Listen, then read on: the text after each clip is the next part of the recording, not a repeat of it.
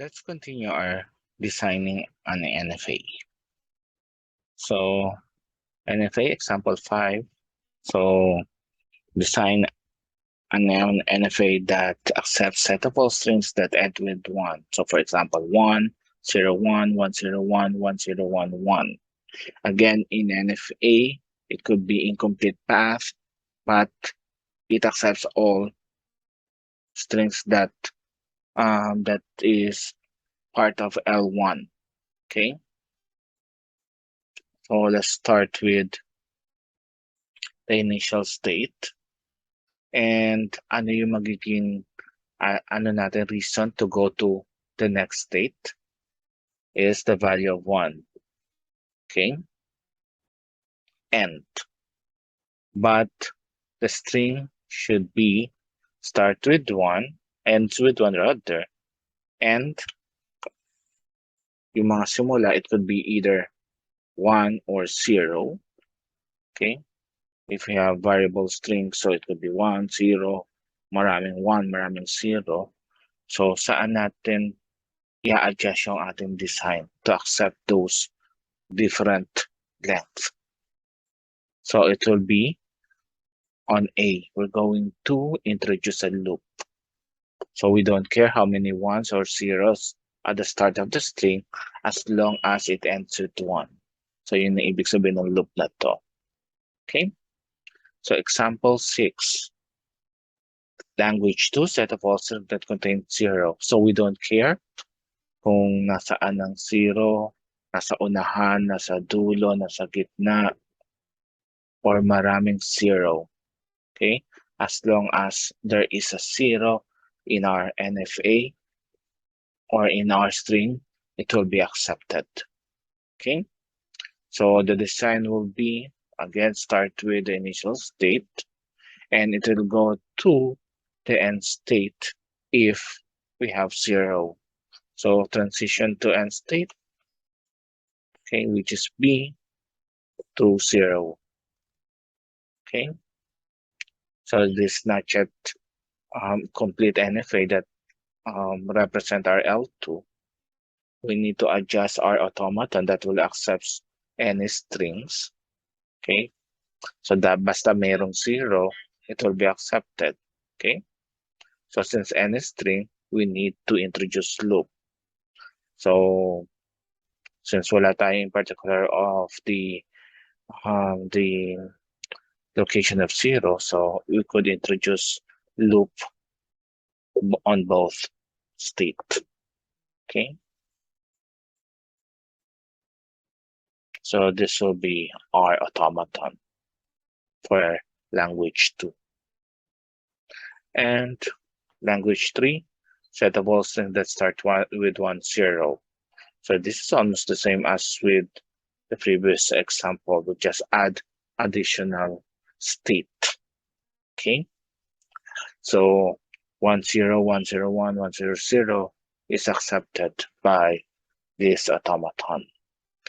So let's start with initial state, which is A, and it should accept 1 to have a path going to the next state.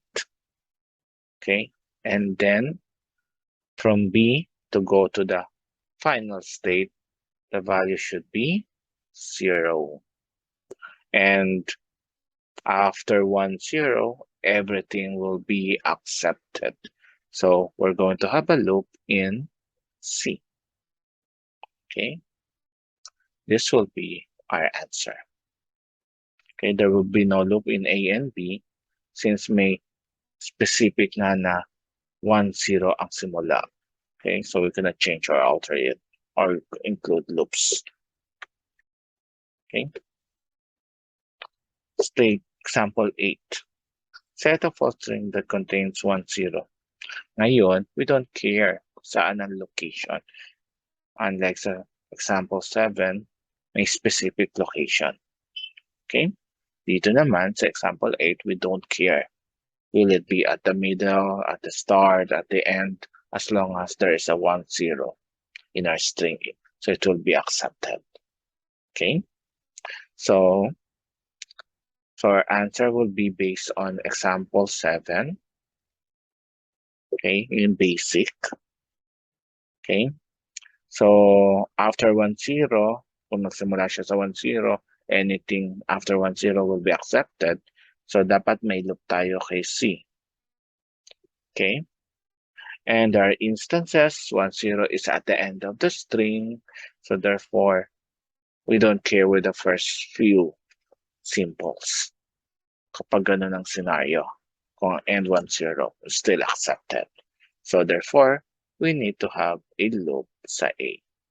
Okay, but sa B, wala kasi kapag naglagay tayo ng loop sa B, baka hindi natin makuha yung 1, 0. Okay, so ito lang ang dapat na loop natin sa A, sa C. Okay? So kung merong value dito sa A, before 1, 0, at walang value sa C, so it means it ends with 1, 0.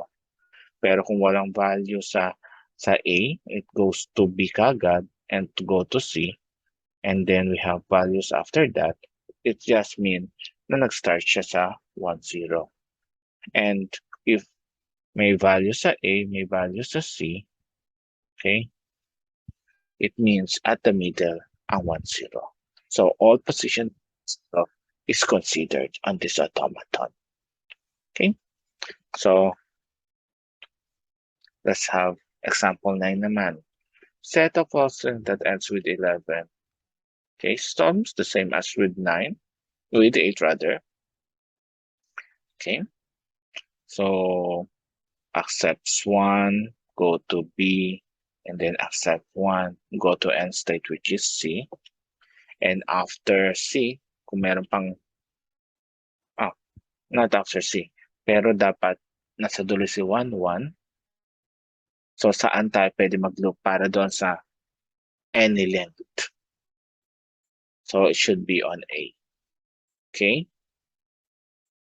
So any values, loop kay A. Okay? Basta makakarating kay C kapag naka-encounter tayo ng dalawang 1. So that's it for NFA designing. See you on the next video lecture.